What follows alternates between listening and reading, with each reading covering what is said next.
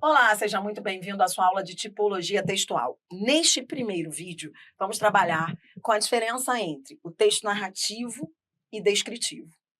Ao longo da aula, vamos falar dos 3 modos de organização discursiva: narração, descrição e dissertação.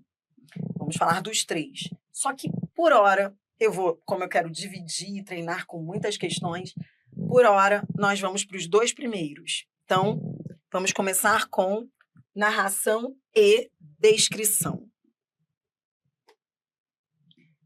Primeiro ponto importante que você vai ver aí nas questões você vai ver que normalmente as bancas misturam. Os textos não vêm só com narração ou somente descrição. O que você vai ver é que há uma predominância numa mistura. Então, é muito comum que as bancas perguntem: o texto pode ser predominantemente classificado como? Então, toda vez que a banca pedir a predominância, você vai perguntar a intenção do autor. Então, isso aqui já vai ficar aí no seu resumo quando nós formos treinar com as questões.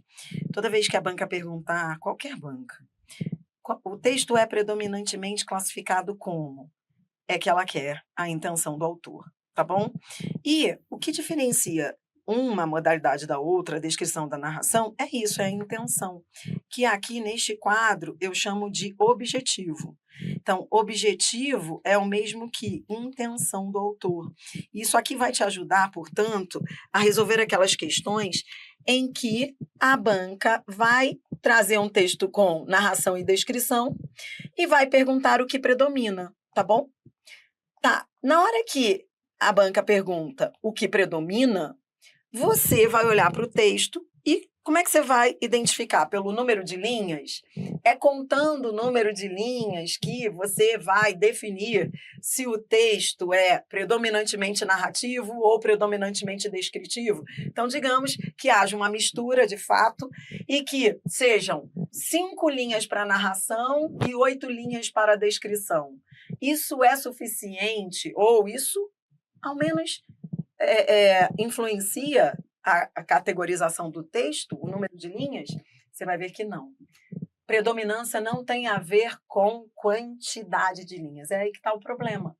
Por isso que isso vem muito em prova e por isso que isso é tão discutido. Você não tem noção de como as universidades, o meio acadêmico, discute esse assunto.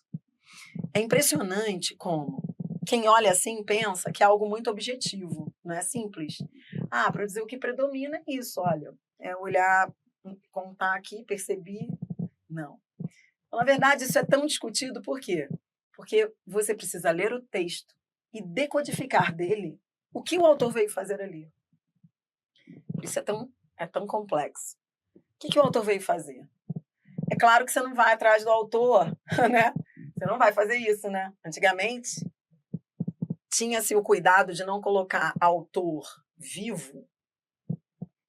Por quê? Porque as pessoas procuravam os autores para saber das coisas. Então, os concursos aconteciam, os vestibulares, e aí ia-se atrás do autor para saber, e aí, você quis dizer isso mesmo? Aconteceu isso agora comigo, né? Mais de 20 anos aí de concurso público. Aconteceu isso agora comigo. Os alunos, foi um texto meu, da minha gramática, que veio numa prova para professor de uma prefeitura no Rio de Janeiro. E aí veio um texto meu, e os alunos, eu não saberia que o meu texto estava lá, que veja, eu não sabia, eu não preparei os alunos para essa prefeitura, há vários concursos, a gente não pega tudo. Então, eu nem sabia que em uma prova tinha vindo um dos meus textos no meu livro. E eu descobri porque os alunos vieram para mim, era uma questão de tipologia, e muitos alunos que já me conhecem, vieram falar: Adriana, a gente fez esse concurso aqui, e a banca deu o gabarito D de dado, a gente quer saber por que não é a C. Então, como a gente viu seu nome aí, a gente quer saber. E aí, é D ou C? Isso, olha, veja, isso já aconteceu, eu já vi acontecer. né, com autores. Isso acontecia muito no passado, por quê? Porque havia muita subjetividade na elaboração das questões. Então, por isso era tão comum, entendeu? Hoje não é mais comum, não porque as bancas só vão atrás de texto de quem morreu, não, obviamente que não. Mas por quê? Porque esse critério, apesar de complexo, de você dizer a predominância de um texto, é complexo, por isso a gente vai treinar aqui hoje, é complexo, mas não é subjetivo. Tem muita objetividade. É claro que, dependendo do concurso e da banca, a gente entra com recurso. Quando a gente não concorda ou quando a banca quis maldar, com muita maldade ali, acabou elaborando uma questão ruim. Mas, em geral, essas questões são bem objetivas. Por quê? Porque existem estudos sobre isso, porque quando a gente prepara o aluno, a gente já prepara o aluno para pensar como a banca, como as bancas, entendeu? E aí, nesse caso, é raro, e até me surpreendeu essa história, porque eu falei, e agora? Mas olha, a banca tinha razão. E é muito comum, é claro, dependendo da questão, se a questão é mal elaborada, é muito comum que a banca não tenha razão. Mas não foi o caso, ela realmente tinha razão, os alunos entenderam. Surreal, né? Agora, isso é para você, quando a gente for resolver as questões que virão agora a seguir, para você não levar para a subjetividade. Não há. Ah, discordo. Não há como. A gente tem que entender como se faz isso. Na hora que você olha para o texto e vê tudo misturado, narração, descrição, dissertação, como classificá-lo? Existe algum critério? Claro, é isso que eu vou mostrar para você. A gente começa entendendo que a pergunta-chave é: qual é o objetivo do autor? Se o objetivo do autor é o de, a gente vai começar por aqui, ó, identificar, localizar, qualificar objetos, cenas, personagens, paisagens, o texto é descritivo. Se o objetivo do autor é o de relatar uma história, contar acontecimentos, o texto é predominantemente narrativo. Então, você sempre vai começar a sua análise daqui, do objetivo do autor. O resto vai ajudar. Por exemplo, a questão da temporalidade, isso ajuda. O primeiro critério é esse, o que o autor veio fazer. Agora, Dri, o que o autor veio fazer, eu vou saber responder, Dri, porque ou eu vou ter que ir atrás do autor. Não, você não vai precisar ir atrás do autor, porque a gente vai treinar muito, entendeu? Tá. O segundo critério, e eu estou criando aqui uma hierarquia mesmo, porque você vai ver, é a questão da temporalidade. Na temporalidade, olhar para a evolução cronológica ajuda, não é fator decisivo, mas ajuda. Então, é importante entender que na descrição, lembra? A gente, lá no curso teórico, a gente aprende, o curso teórico é esse, né? Por isso eu vou falar. Por mais que você já tenha ouvido novamente, eu vou falar novamente. A descrição é como se fosse uma fotografia. Você congela. Então, você mostra tudo que ocorre ali, naquele momento. O que há é uma simultaneidade. Simultaneidade. Tudo ocorre ao mesmo tempo. Ao mesmo tempo em que a menina passeava pela calçada da avenida elegante do bairro e olhava as vitrines que exibiam uma imensa variedade de roupas elegantes. Então não houve um antes e um depois. Tudo ocorre ao mesmo tempo. A menina passeia e ao mesmo tempo ela olha e ao mesmo tempo as vitrines exibem uma imensa variedade de roupas elegantes. Tá. Outra coisa que você vai ver, que as bancas perguntam muito, é características, por exemplo, a Sesgran Rio é uma banca que gosta de saber, estou dando exemplo, isso aqui serve para todas as bancas, mas a Sesgran Rio, por exemplo, ela gosta de perguntar por que o texto é descritivo. Então, não basta saber que é, você tem que dizer por que é. E aí, entenda, características do texto descritivo, coloque aí, presença de substantivos e adjetivos, obviamente. Por quê? Porque o objetivo é qualificar. E são esses elementos gramaticais aí, mórficos, que identificam um objeto. É o substantivo, é o adjetivo. Tá. Que mais? Verbos nas formas nominais. Você vai ver que na descrição é comum ver verbos no gerúndio, porque o gerúndio não é para decorar, mas isso tudo vai te ajudar agora nas questões. Por exemplo, verbos em formas nominais. O gerúndio, o particípio, eles são formas nominais do verbo que vêm muitas vezes para indicar caracterizações. O gerúndio, então, ele traz muito a ideia de ação simultânea. Então, por exemplo, se eu digo assim, olha, Adriana conversava comendo. Isso é narração ou descrição? É assim que você vai ver nas provas. Então, veja, Adriana conversava comendo. Você vai olhar para as ações e vai perguntar: primeiro ela conversou e depois ela comeu? Não. Enquanto ela conversava, ela comia. Veja, presença de verbo no gerúndio, porque o gerúndio vem muitas vezes com essa ideia de ação simultânea à outra.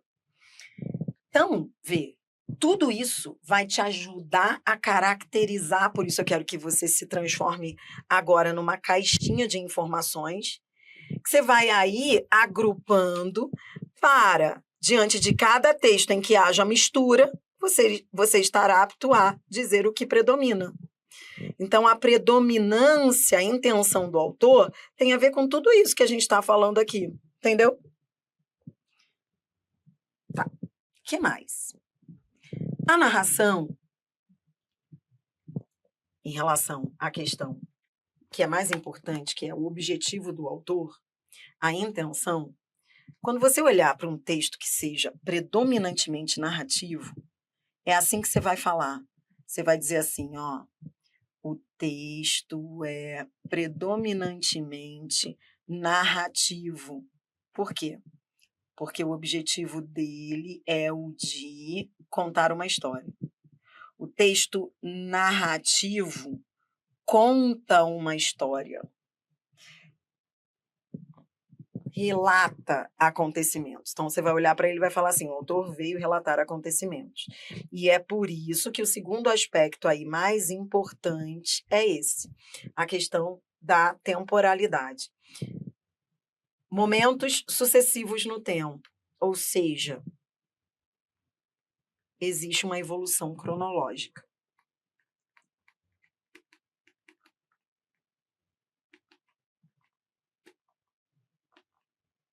Que é o antes e depois, tá bom?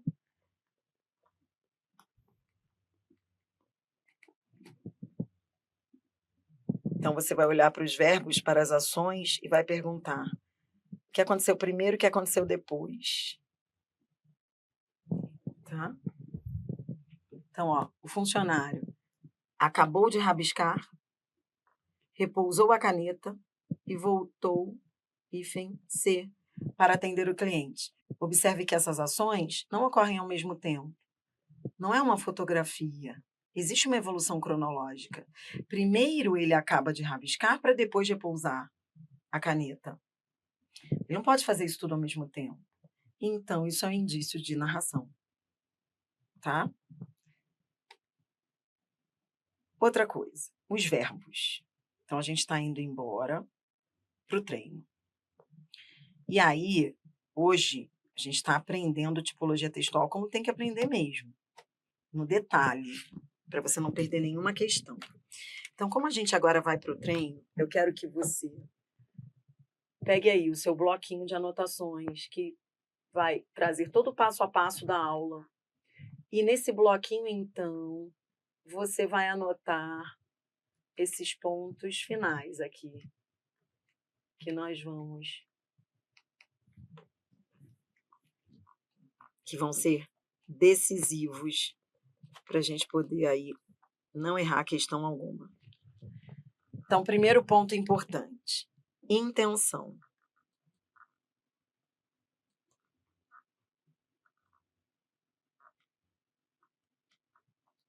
Se a intenção do autor é a de contar uma história, aproveite comigo, tá? Venha comigo, é curtinho e não perca para a gente poder seguir. O texto é narrativo. Eu vou usar N para narração e D para descrição. Se a intenção do autor é a de qualificar, caracterizar, cenas, paisagens, personagens, então ele vai ser descritivo. Que mais? Outro ponto que vai te ajudar é a questão temporal. Se as ações forem simultâneas, tudo ao mesmo tempo, o texto será descritivo. Se houver antes e depois, o texto será narrativo. O que mais? Terceiro ponto. Tempos verbais. Os verbos.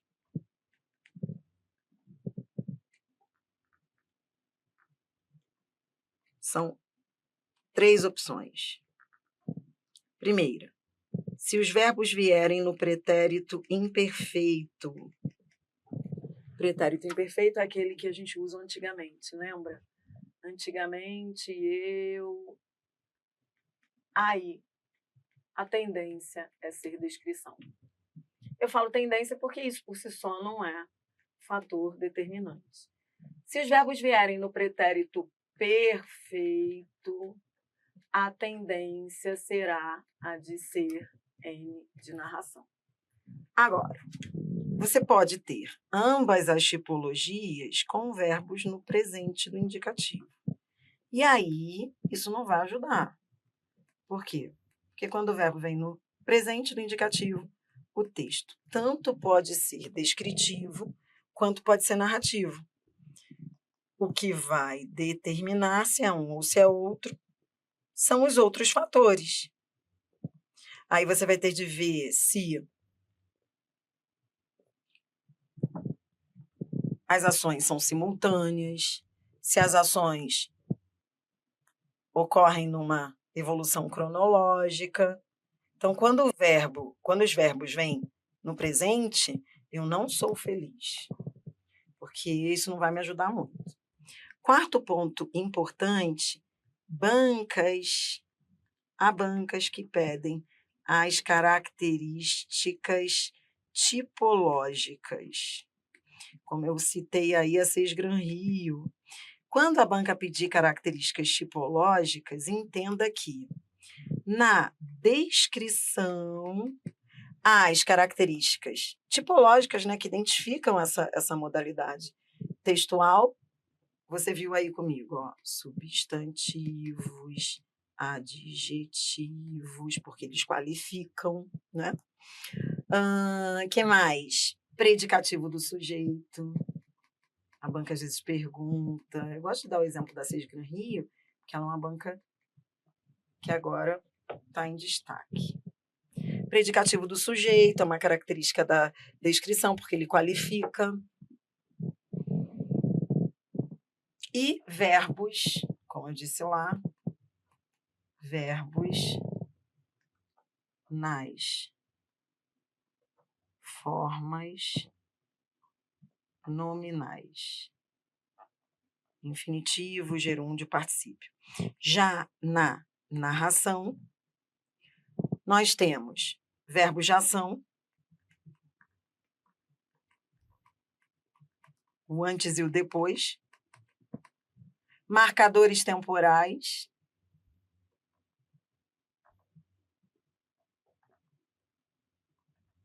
para marcar aí a evolução cronológica, quando você vai ver que quando se fala em marcadores temporais, marcadores, esse nome aí engloba tudo.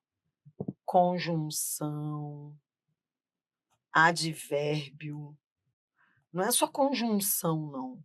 Pode ser conjunção, pode ser advérbio, tá? E verbos de ação, marcadores temporais, diálogos. Aí você vai ver, por exemplo, presença de discurso, direto / indireto. Discurso direto é aquele que vem com travessão, aspas. Indireto é aquele que não vem com travessão, aspas, vem com verbo de elocução, lembra? O verbo dissende. Tá? E, para a gente fechar, aqui o meu objetivo é cercar qualquer possibilidade aí de complexidade que as bancas tragam. E aí eu vou te fazer uma última observação que agora pode até não fazer muito sentido, mas depois vai salvar. Não confunda. Vou colocar para cá. Narração ou descrição opinativa com argumentação.